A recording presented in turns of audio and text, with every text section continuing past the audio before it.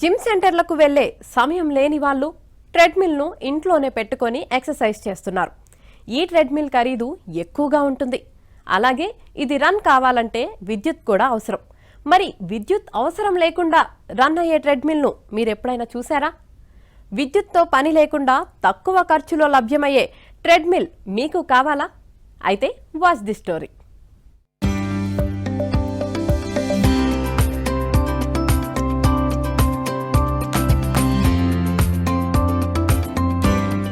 ఆరోగ్యమే మహాభాగ్యం అన్నారు పెద్దలు. అలాంటి ఆరోగ్యాన్ని కాపాడుకోవడానికి నేటి సమాజం తీవ్రంగా శ్రమిస్తోంది.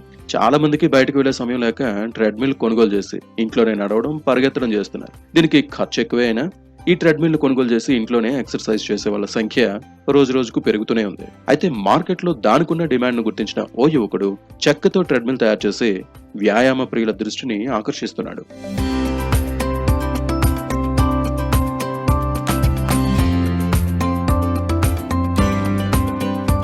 ఇతని పేరు హరీష్ చారి.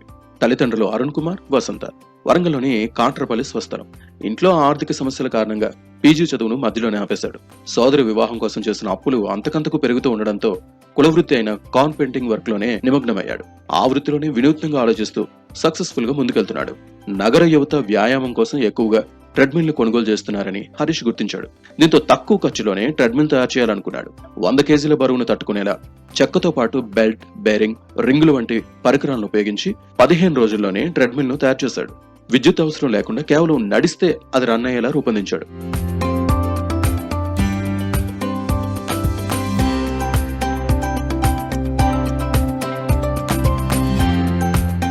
ఈ ట్రెడ్మిల్ ను వీడియోలు తీసి సోషల్ మీడియాలో పోస్ట్ చేశాడు. అవి కాస్త వైరల్ కావడంతో కొనుగోలు చేసేందుకు చాలా మంది ఆసక్తి చూపుతున్నారు. తక్కువ ఖర్చుకి లభిస్తూ ఉండడం, మరోవైపు విద్యుత్ అవసరం లేకపోవడంతో చెక్క ట్రెడ్మిల్ కోసం చాలా మంది హరీష్ చారి వద్దకు క్యూ కడుతున్నారు.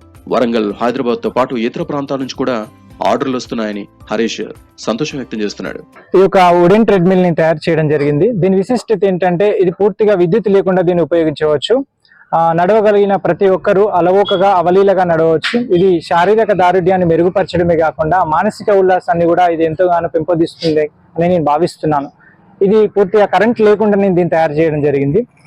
కరెంటు కలిగిన ట్రెడ్మిల్ ఏ విధంగా పనిచేస్తుందో దానికి దీటుగా ఇది కరెంటు లేకుండా తయారు చేసేటట్టు బెల్ట్లు, బేరింగ్లు, రీపర్లు, చెక్క ముక్కలు అన్ని సెట్ చేసి నేను తయారు చేయడం జరిగింది. రెగ్యులర్ గా మా ఫ్రెండ్స్ తో కలిసి వాకింగ్ వెళ్ళేవాడిని. వాకింగ్ వెళ్తున్న క్రమంలో ఒక వినూత్నంగా ఆలోచించాను, కర్రతో ట్రెడ్మిల్ తయారు చేస్తే ఎలా ఉంటుందని చెప్పేసి.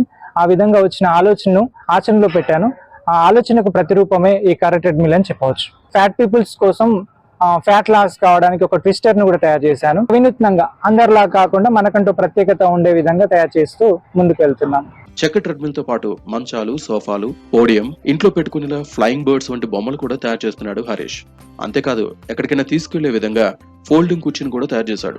వృత్తి నైపుణ్యంతో పాటు సంగీతంలో కూడా హరీష్ కు ప్రావీణ్యం ఉంది. పని ఒత్తిడి, మానసిక ప్రశాంతత కోసం సినిమా, భక్తి పాటలు వాయిస్తూ ఉంటాడు. కుటుంబ వృత్తిలోనే వినూత్నంగా రాణిస్తున్నందుకు హరీష్ తల్లిదండ్రులు సంతోషం వ్యక్తం చేస్తున్నారు. కుల వృత్తిని నమ్ముకున్నటువంటి వ్యక్తి ఒక వినూతనమైనటువంటి పరికరంతో మనకు ఆరోగ్యానికి మంచి ఎక్సర్సైజ్గా పనిచేసేటువంటి పరికరాన్ని తయారు చేసి గ్రామంలో చాలా మంది మన్ననలు పొందుకుంటూ ఇప్పుడు ఎలాంటి ఇబ్బందులు లేకుండా ఉండేటువంటి ఒక పరికరాన్ని తయారు చేసి ఆర్థికంగా డబ్బులు ఖర్చు లేకుండా, కరెంటు కానీ ఎలాంటి ఖర్చులు లేకుండా నేచురల్గా ఓ ప్రకృతి సిద్ధంగా తయారు చేసేటువంటి ఓ పరికరాన్ని తయారు చేసి అది జనాలకు ₹1 ఖర్చు లేకుండా ఆరోగ్యానికి మంచి జరిగే విధంగా ఎక్సర్సైజ్ కానీ ఏదో డబ్బులు ఖర్చులు పెట్టుకొని ఏదేదో చేసే విధంగా కాకుండా మంచి ఒక పరికరాన్ని తయారు చేసి జనాల మన్ననలు పొందుకుంటూ మండలంలో కానీ జిల్లా లెవెల్లో కానీ ప్రజల మన్ననలు పొందుతున్నారు. ట్రెడ్మిల్ లాగే మున్ముందు మరిన్ని వ్యాయామ పరికరాలను కూడా చెక్కతో తయారు చేస్తానని హరీష్ చారి చెబుతున్నాడు. ఉద్యోగం కోసం చూడకుండా వృత్తినే ఉపాధిగా మలుచుకుని వినూత్న రీతిలో రాణిస్తూ స్థానికుల నుంచి ప్రశంసలు అందుకుంటున్నాడు.